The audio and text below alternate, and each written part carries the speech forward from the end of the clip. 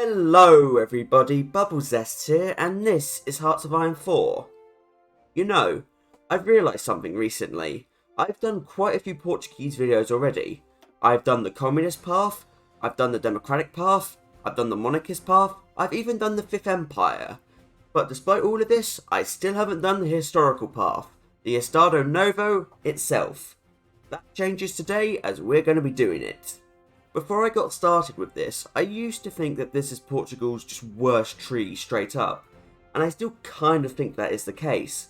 However, I've realised, just because it's the worst path Portugal has, doesn't mean it's a bad path.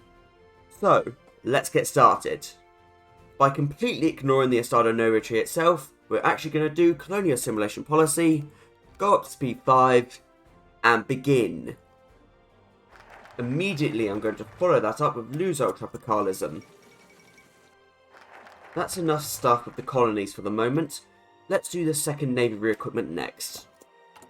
Anyway, we're now going to begin to integrate Angola and Mozambique. Sure, it does sap away quite a lot of our political power, but we don't actually have that much use of political power at this stage of the game, so we may as well integrate them and get more cores. Oh my word, who could have seen this one coming? It's a Spanish Civil War.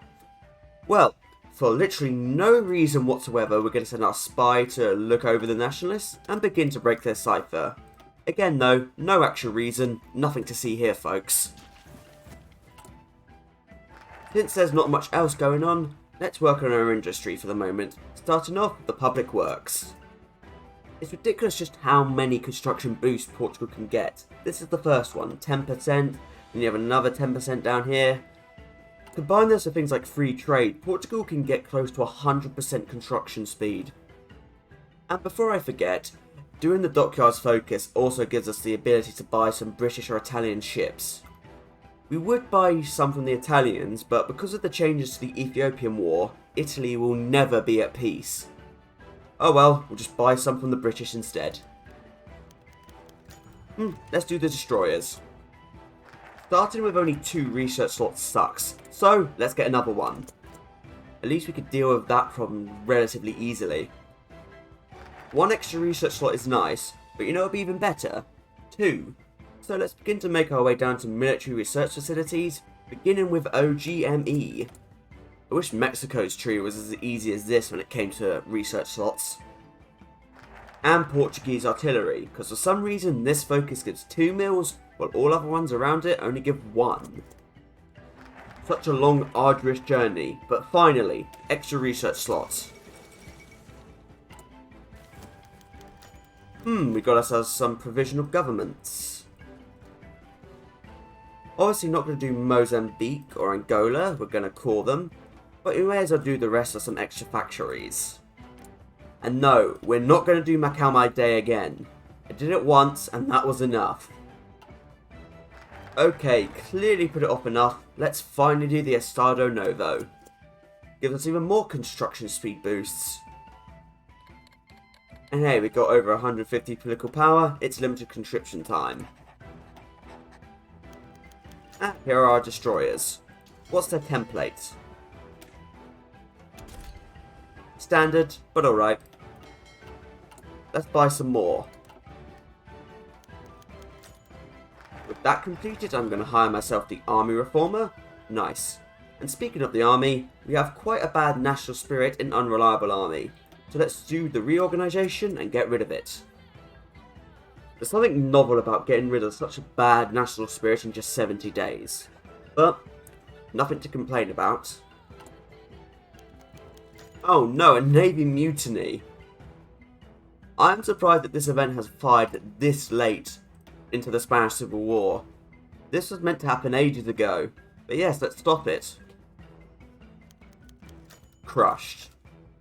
Imagine defecting to these Republicans. Gonna stay in the neighbourhood of this little tree, gonna do the Corpo next. Another nice national spirit. Metropolitan Army. And now that I have the Corpo, let's get myself a new Field Marshal. Our starting one is awful, old guard and politically connected. Sure, it would probably be better to promote rule on Louis, but that's no fun. Let's get someone else. I know, Brigadier Oscar. He has a nice hat. Oh yes, you'll do perfectly. Look at that. Nice hat, trickster, brilliant strategist. He's a well-rounded general if I don't say so. Death before surrender doing what it does best, keeping the Republicans alive even though they should have surrendered by now. And that's the end of the Spanish Civil War. Well, I guess it's time for us to do something as well.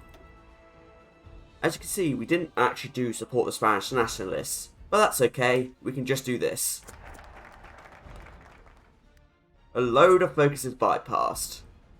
Sure, we do miss out on Portuguese Legion and the 5% recruitable population factor, but it is only 5%. I ignored all of that because I knew the nationalists would always win. This is historical, they will win. And that saves us a lot of time and allowed me to do a lot more focuses. But since the nationalists are in the way that they are, they're quite weak, look at that, no more than 20 divisions. Let's deal with them. It's time for a nationalist intervention. I've been training up a load of cavalry to deal with them. Sure, these cavalry are rubbish and weak, but we'll just be able to run around Franco's divisions and grab the victory points and capitulate him. And there we go, Mozambique and Angola are integrated. We're going to lose some stab, but we get a lot more cores and recruitable population factor. Look at that, 30%. So that means for every 100 men we get an extra 30. Ridiculously powerful. Alright Franco, I know we're running a little late, but we're ready now. Let's go. Also going to grab standardization, very nice national spirit. It's basically like getting a dispersed industry for free. And again, the strategy is quite simple, just run over Franco, nab the victory points. Any units he brings out will just encircle them. At least for once, A Coruña is free.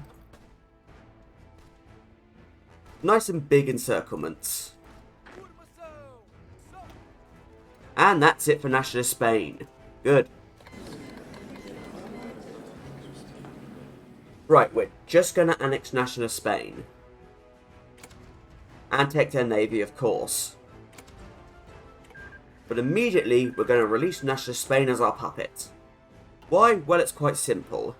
If we puppeted Nationalist Spain in the peace conference, the only cores they would have would be their starting cores from the Civil War. So ones like Leon, Galicia, but not ones like Madrid or Valencia. But by annexing them and then releasing them, they have cores on everything. And because of that, look how much manpower Nationalist Spain has. We don't have to use Portuguese manpower anymore, we can just use theirs. And yes, because of that, we're now the world's biggest warmonger. 22% more attention from that. Worth it though. Completely worth it.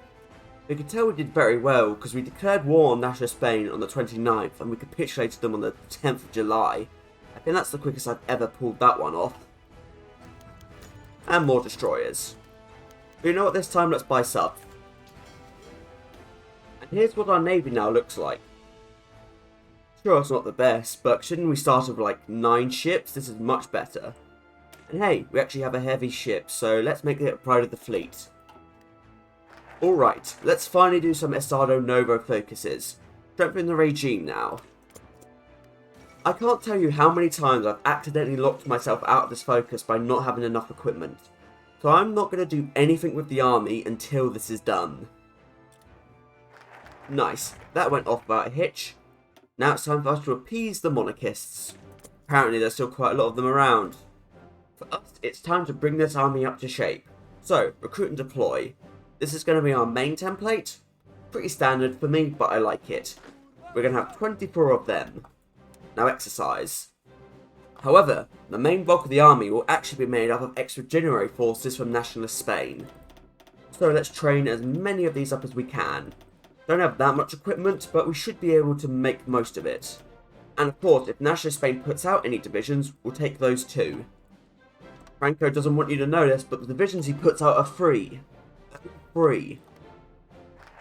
Combining that with Concordat with the Holy See will give us basically unlimited stab. So yeah, we may as well do it. Can't do any other focuses down there, so start war games. Don't actually have a doctrine yet. Field maneuvers. If I can get through all those events. And here are our subs. Also, alright, join the fleet. Not going to buy any more, it's too soon to the war. And there they go. And with that, that finally unlocks us some other focuses. First up, the capital of espionage. It's decent, I suppose. Especially when you consider that the AI probably won't actually spy on us, so the counterintelligence force is very, very minimal for us. Time for the second of these focuses, national gold reserves. Another okay one, just minus 1% consumer goods, but the production efficiency is appreciated. Oh yes, doctrine. Well, it's obviously going to be superior firepower. So, guys, I won't lie to you, the plan originally when I thought of doing this run was to do Honour Anglo-Portuguese Alliance and help the Allies.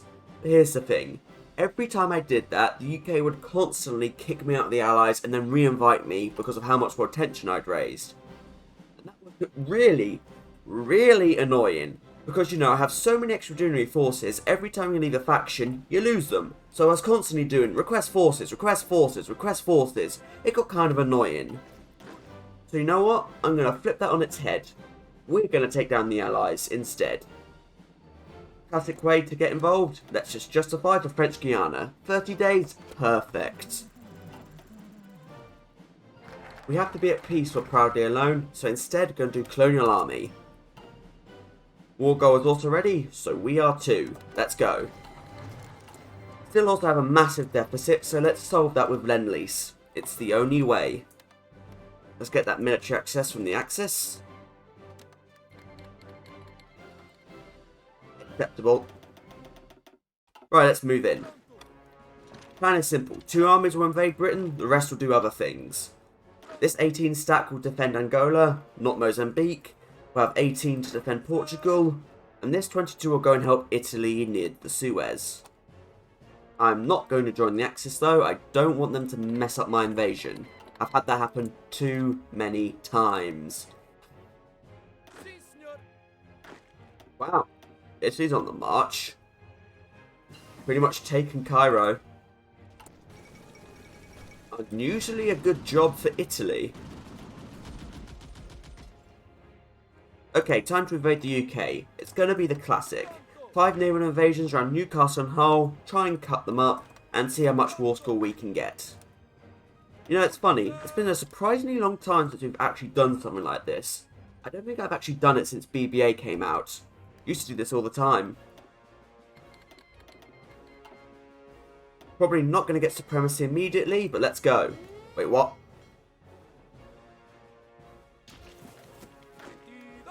Well, I did not expect that. I know the UKI has problems, but I did not expect that. Oh well, let's get to work. Still got a naval invasion to win. Well, it would have been a lot harder if the UK didn't just give me Newcastle. Okay, let's summon the 48 divisions over.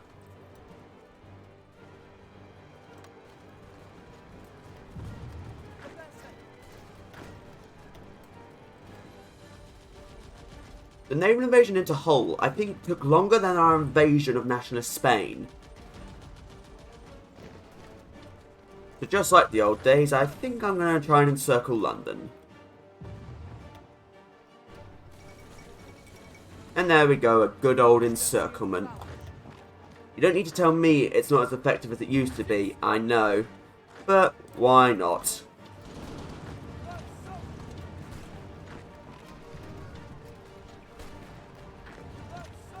No surprise, since we are using expeditionaries, national Spain's autonomy is going up considerably.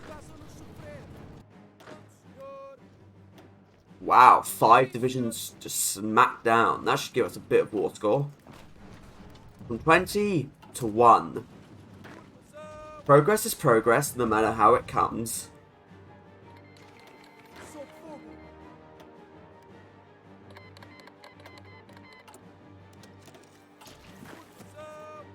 They break my cipher, I break theirs.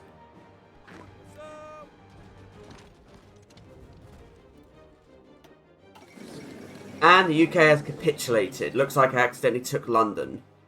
Didn't even get to call in my puppets. Whatever. Right, let's see how much we can get. Don't have any actual major aims, but I guess we should try and get the pink map.